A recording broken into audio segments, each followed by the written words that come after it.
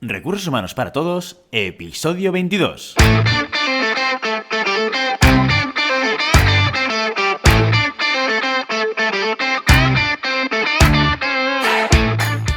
Bienvenido y bienvenido a Recursos Humanos para Todos, tu podcast semanal sobre recursos humanos. Podcast que podrás encontrar en iVoox, Spotify y iTunes y en nuestra página web www.sdhumancapital.com, donde también podrás encontrar contenido en nuestro blog e información sobre nuestros servicios.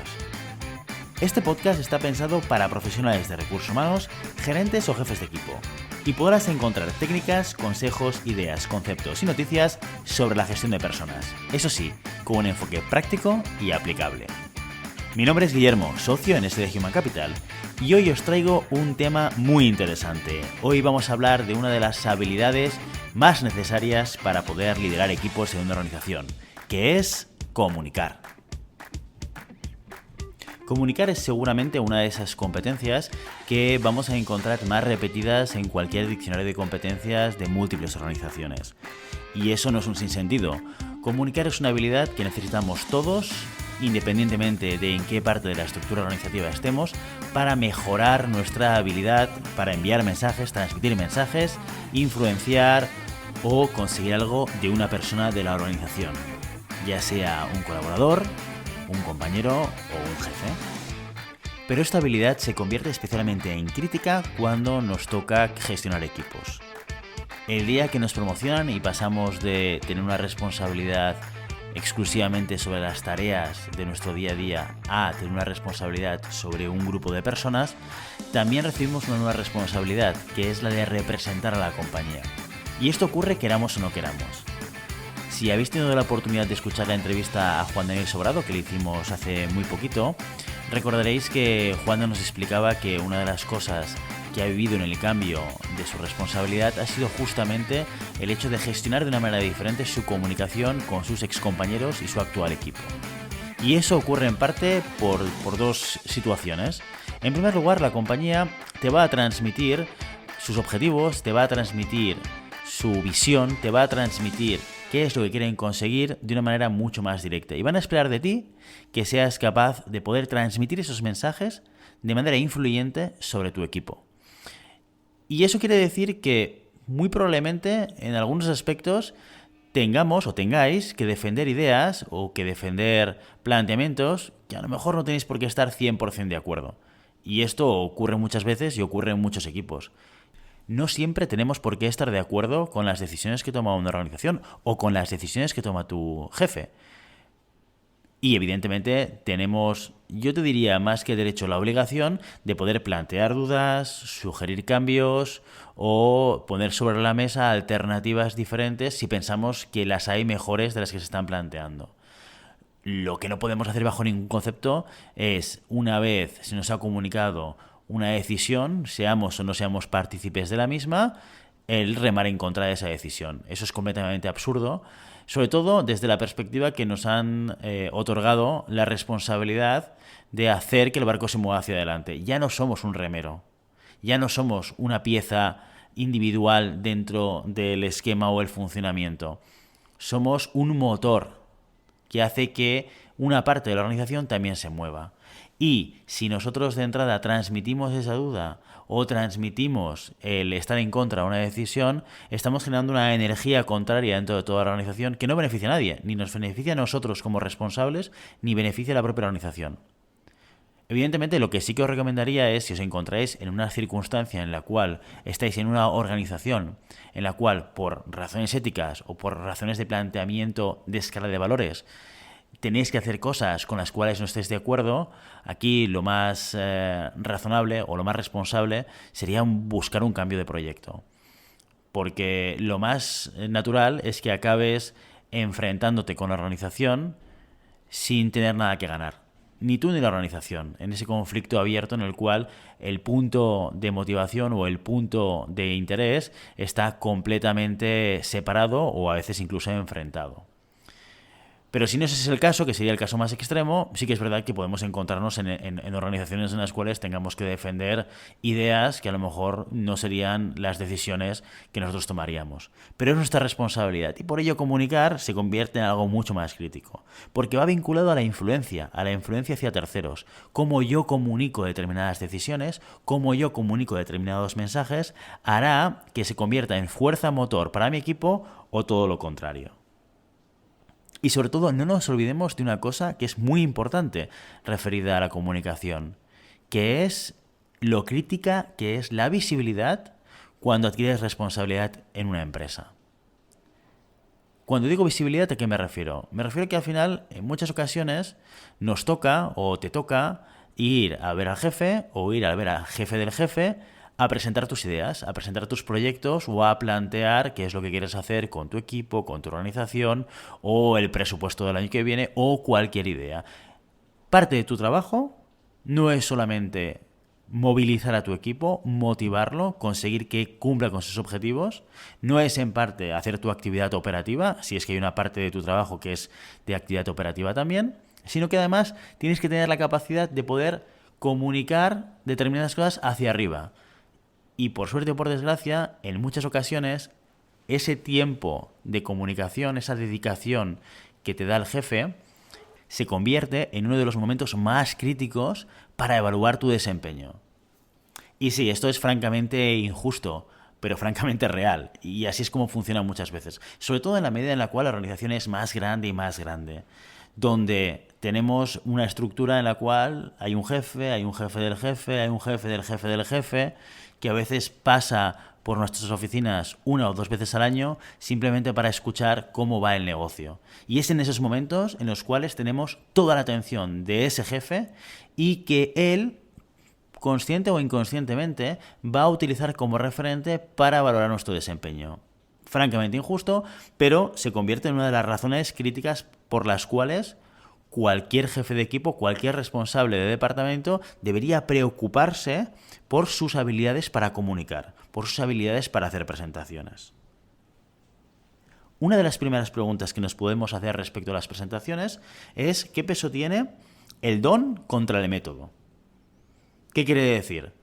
Todos conocemos gente en nuestro entorno que tiene más facilidad para comunicar. Gente que parece que le planteas un tema sobre la mesa y puede desarrollarlo de manera estructurada, con interés, explicando historias interesantes, manteniendo a la gente con muchísima atención sobre lo que está contando. Todos tenemos a nuestro alrededor gente que de manera natural tiene la tendencia a captar la atención de los demás. Cuando vamos a cenas con nuestros amigos y siempre hay uno de los 4, 5, 6 o 10 que monopolizan gran parte de la atención de la mesa en las historias que están contando. Estos son explicadores de historias, contadores de historias naturales.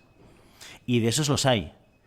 Y eso no quiere decir que si tú no eres uno de ellos, seas una persona que no tenga capacidades para poder comunicar. De hecho, seguramente no estaría muy errado si os digo que el 80% del impacto de una presentación está basada en la preparación de la presentación. No tanto en nuestra capacidad de inspiración o no tanto en nuestra capacidad o habilidad innata para poder comunicar.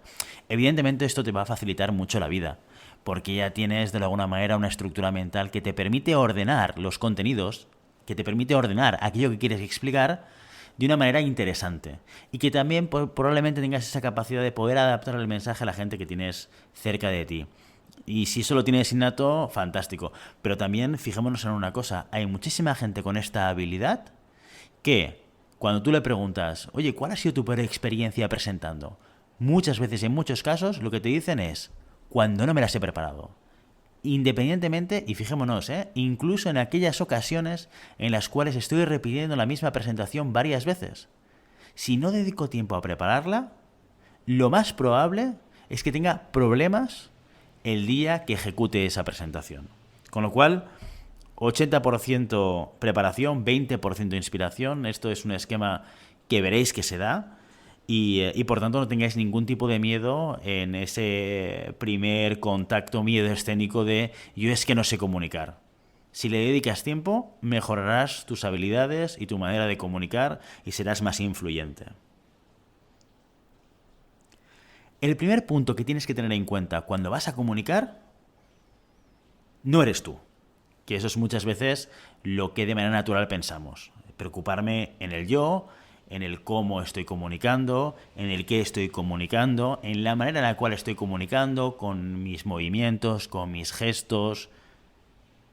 Todo eso no es la parte más relevante. De hecho, en la segunda parte relevante, que es la parte de estructura, veréis que está absolutamente influenciada por la parte más relevante de una presentación, que es la audiencia, que es la gente que te escucha. Esta es la parte importante, porque eso es lo que va a matizar o va a cambiar el proceso de estructura de la presentación.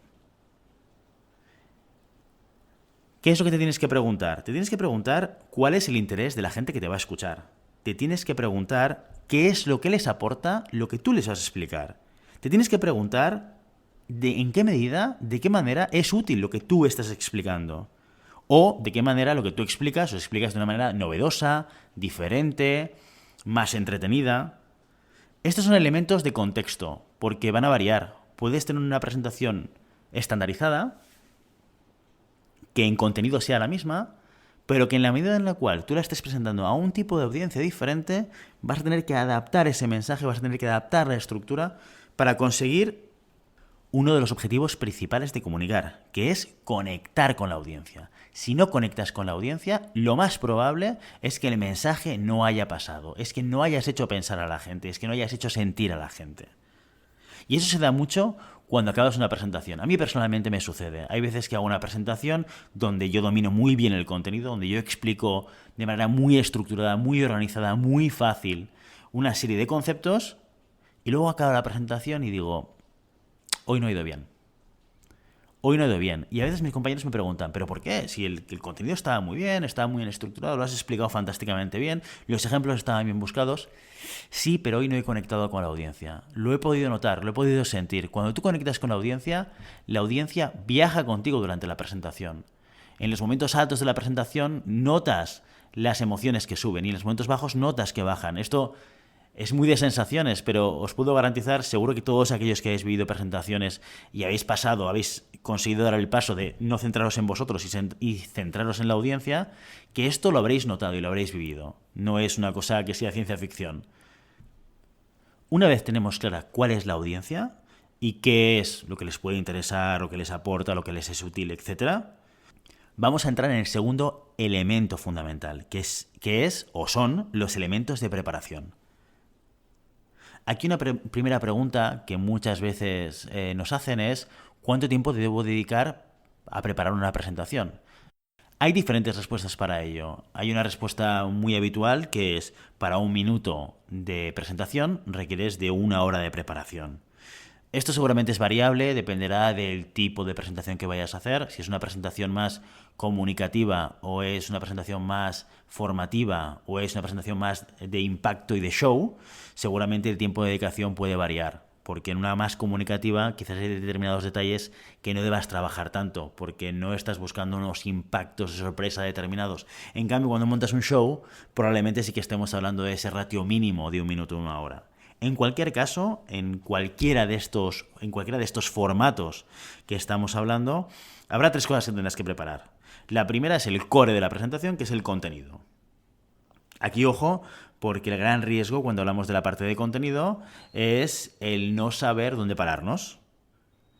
Cuando queremos enviar un mensaje, muchas veces pensamos, bueno, voy a explicar esto y voy a añadir un detalle adicional anterior para que se entienda bien cuál es este contenido, pero luego tengo que explicar también en paralelo otros contenidos que me ayuden a soportar esta idea principal.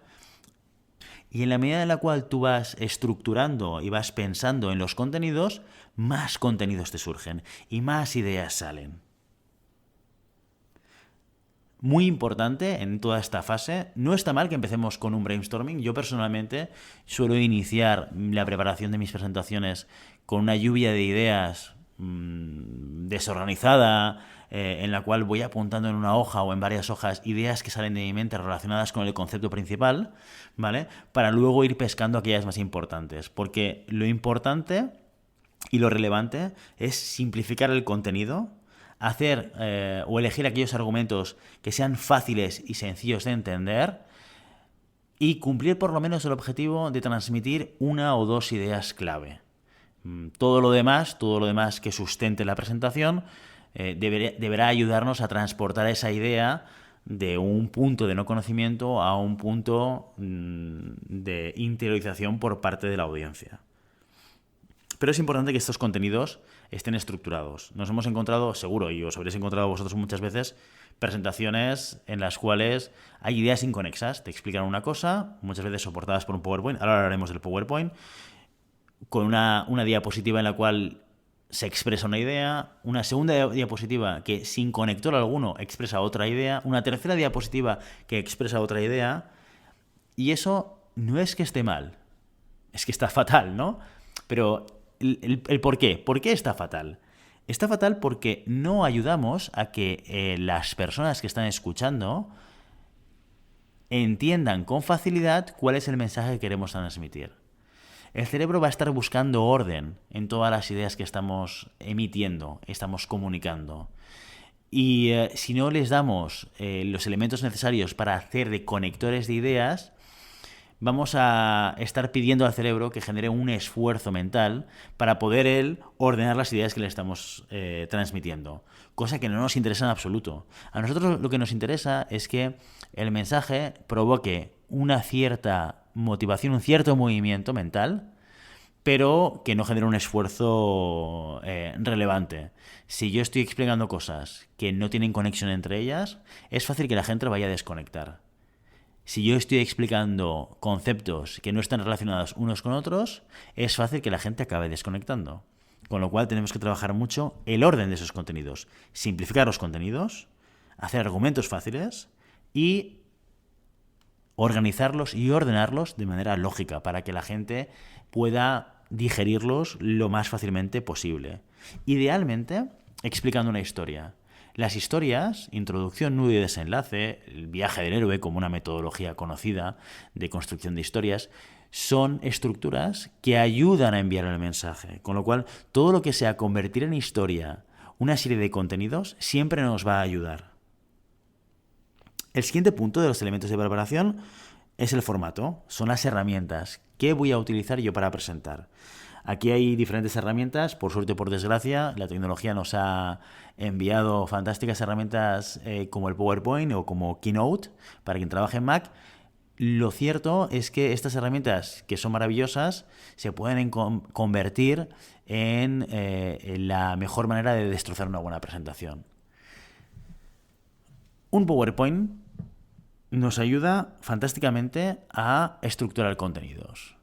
Porque en un formato de diapositivas, pues yo puedo ir introduciendo los contenidos y cada diapositiva sea un concepto o pocos conceptos y ver cómo de diapositiva en diapositiva yo voy estructurando mi mensaje.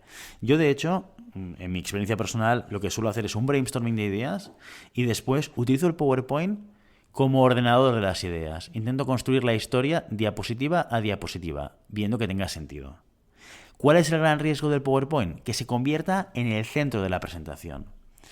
A veces intentamos utilizar el PowerPoint como una herramienta para no olvidarnos cosas. Así que introducimos contenido y letra, para que, por si acaso, si yo me olvido de algo, siempre puedo mirar atrás y ver lo que yo quería explicar. Esto es un error brutal.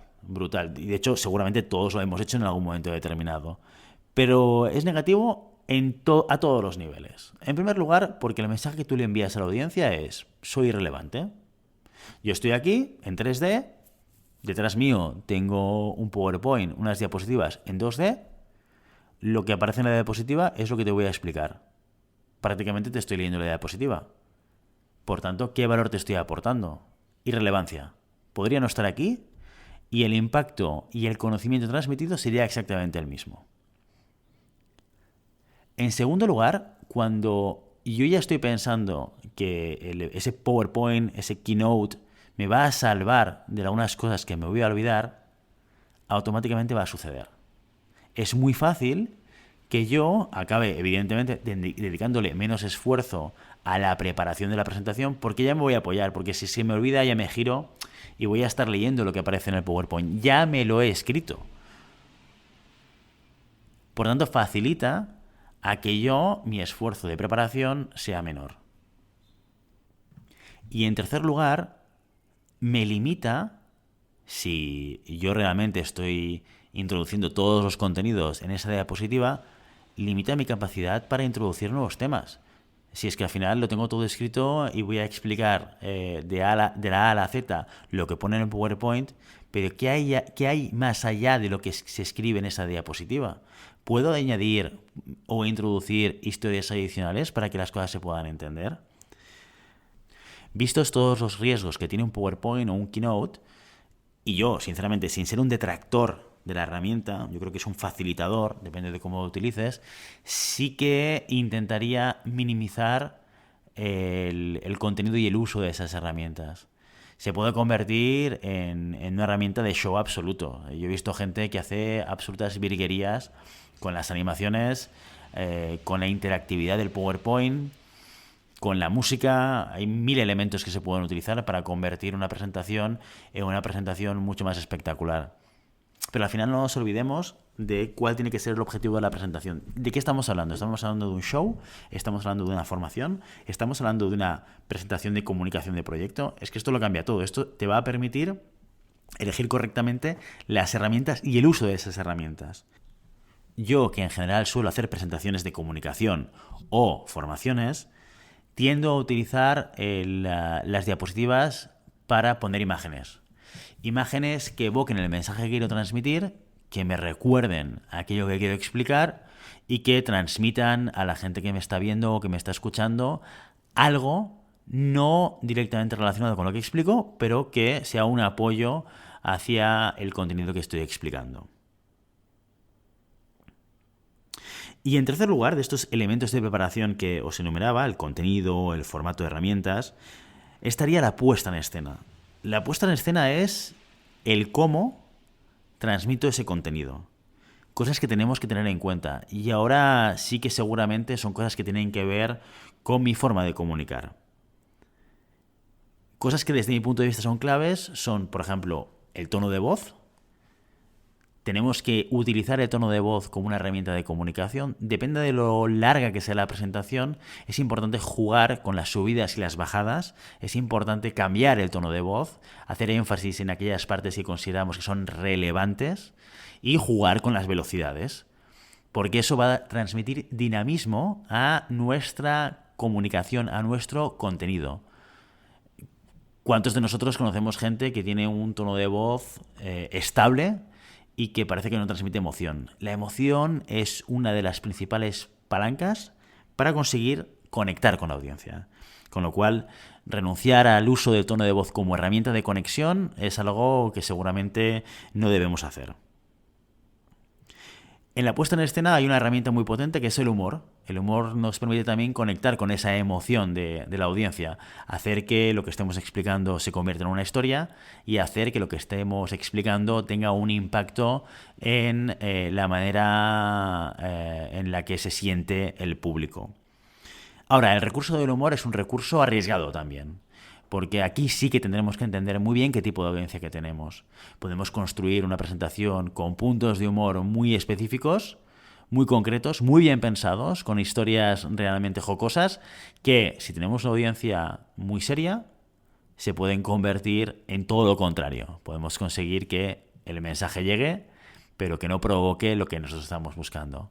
O al revés, o hacer humor de unos temas que son muy técnicos y que a la audiencia a la que vamos a comunicar, pues realmente no les transmite absolutamente nada. El humor es una técnica fantástica, pero hay que saber utilizarla. Yo siempre considero que la mejor manera de aprender es practicando. Y que lo mejor que podemos hacer, si queremos desarrollar técnicas de comunicación, es utilizarlas en entornos más o menos de seguridad. Yo te diría, nunca te arriesgues a utilizar elementos de humor en una presentación con el jefe de tu jefe, si es que no lo conoces bien y si no estás seguro de que aquello va a funcionar. Pero en otros entornos de seguridad, prueba, juega un poco y mira a ver cuál es el impacto que tiene el uso del humor en tus presentaciones. En tercer lugar, y como parte de la puesta en escena, yo lo que sí que te diría es que activar a la audiencia hacer participar a la audiencia de alguna manera hace que también podamos conectar con ella. Hay maneras muy sencillas de hacerlo. Una es haciendo preguntas abiertas. Y ojo aquí porque se suele dar una regla muy, muy clara que es cuanta menos gente hay en la audiencia, más difícil es que alguien te responda a una pregunta abierta. Así que aquí una estrategia muy sencilla de utilizar es preguntar a personas concretas y lanzar una pregunta y decir, ¿y tú qué piensas sobre esto? ¿Y tú qué piensas sobre esto? Si no, es fácil que te quedes encallado en esa pregunta abierta frente a la vergüenza que puede generar el ser un centro de atención en un momento determinado en un colectivo de 10 o 15 personas. Otras maneras de activar a la audiencia es haciendo preguntas encuesta. ¿Cuántos de vosotros habéis tenido esta situación? ¿Cuántos de los que estáis aquí habéis sentido miedo haciendo presentaciones? ¿Cuántos de los que estáis aquí gestionáis equipos? Estas son preguntas que hacen que el cerebro se conecte. Les has lanzado una cuestión a la cual ellos pueden responder. No tienen por qué mojarse mucho porque al final están levantando la mano. Esto también es una herramienta para ti para conectar la siguiente idea que vas a explicar y los haces participar. Para terminar ya con este episodio dedicado a la comunicación, me gustaría hablaros de una de las cosas más terribles de comunicar, que son los nervios, el miedo escénico, el miedo a comunicar. ¿Cómo podemos o qué podemos hacer para tener menos miedo a comunicar? Lo primero que os diría es que el miedo no se va nunca.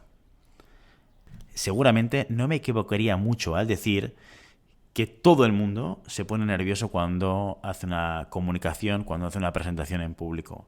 Forma parte de ese momento de exposición tan complicado y de ser el centro de atención, aunque realmente, como hemos visto, como hemos comentado, no lo eres tanto, pero sí que es verdad que todos los focos van a ir hacia ti y eso te provoca o te puede provocar esa sensación de nerviosismo. La primera regla para intentar rebajar o minimizar el miedo escénico es, atención, preparar la presentación. Efectivamente, esta es uno de los elementos clave. Cuanto más tiempo dedicas a la presentación, más tranquilo vas a ir, más vas a dominar el tema y por tanto ese miedo escénico menos sentido va a tener. Va a ser un momento de situación previo al inicio del speech, previo al inicio de toda la introducción de lo que quieres explicar, pero en la medida en la cual entras en la rueda de la presentación, los nervios van cayendo. A mí es una cosa que me pasa de manera habitual. Normalmente suelo presentar o iniciar mis presentaciones con un cierto nivel de nerviosismo, pero en la medida en la cual yo trato temas que conozco, que tengo conocimiento, que controlo y que domino, me empieza a preocupar menos y me empieza a preocupar más si la gente que está a mi alrededor recibe el mensaje que yo quiero o no. Entonces mi foco se centra en los demás. Ya me empiezo a preocupar más en aquellos que están al otro lado. Y eso me lleva al segundo punto, que es centra tu atención en ayudar a los demás. Escucha a la audiencia. No activamente, pero sí fíjate en cómo reaccionan, en cómo te miran, en aquello que tú estás explicando, qué impacto les está causando, pero no por buscar una autoevaluación, sino por estar centrado en explicarles a aquellos que les vaya a interesar. Lo que decíamos en el punto primero, la audiencia, qué les interesa, qué les aporta.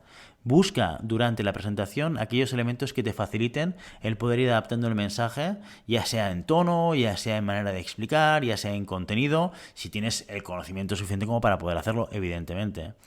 Hay veces que es mejor, si no tienes la capacidad, por conocimiento del tema, la capacidad de poder adaptar el mensaje, a veces no mirar tanto a la audiencia. También os lo digo, a veces es mejor mirar al final de la sala, mirar al fondo, que esto funciona muy bien porque da ese punto de foco en el cual la mayor parte de la gente que te está mirando piensa que estás mirando a la audiencia, pero no lo estás haciendo realmente, para evitar que el feedback directo de la presentación vaya en tu contra y entonces te pongas más nervioso todavía, ¿no? Esto yo te lo recomendaría sobre todo en aquellos casos en los cuales tú tienes el contenido de la presentación muy muy bien trabajado. Entonces ahí sí que te puedes permitir el lujo de mirar a la audiencia y estar evaluando cómo están viendo, viviendo o emocionándose o no con lo que tú estás explicando. Y para acabar, un consejo que a mí me gustaría daros sobre cosas que a mí me han funcionado personalmente para evitar ese miedo escénico, y es el no memorizar. De aquellas presentaciones en las cuales yo he dedicado tiempo a memorizar palabra por palabra aquello que quería decir, normalmente se han desarrollado con dificultades. ¿Por qué? Porque o tienes muy claro el mensaje, o tienes muy claro el palabra por palabra y lo tienes muy interiorizado, o la memorística se vuelve en una solución rígida. Si yo no recuerdo exactamente cuál es la frase que tengo que decir, no recuerdo la palabra, me bloqueo. Facilito el bloqueo. Y lo que yo necesito en una presentación de 20, 30, 40 minutos es la flexibilidad. Porque lo que importa no es la palabra que estoy utilizando. Lo que importa es el mensaje que quiero transmitir. Y ese mensaje se puede lanzar de muchas maneras diferentes. Controla el concepto, controla el contenido. Y luego la forma, en formato de frase, en formato de palabra, ya lo encontrarás. Evidentemente tienes que preparártelo, pero memorizar no suele dar buenos resultados. Muy bien, pues hasta aquí nuestro episodio de Recursos Humanos para Todos. Os invito a que os pongáis en contacto con nosotros, nos deis vuestra opinión y nos sugeráis temas o preguntas concretas. Lo podéis hacer a través del email rrhhparatodos@sdhumancapital.com o a través de la página de contacto en sdhumancapital.com/contacto. Y si el contenido de este podcast te gusta, no te olvides suscribirte, darnos 5 estrellas en iTunes y me gusta en iVoox y Spotify.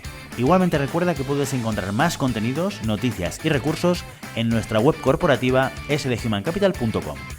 Muchas gracias por todo, por tu tiempo, por tu atención, por tu interés en estos temas sobre gestión de personas. Nos escuchamos la próxima semana. Hasta entonces, ¡feliz semana!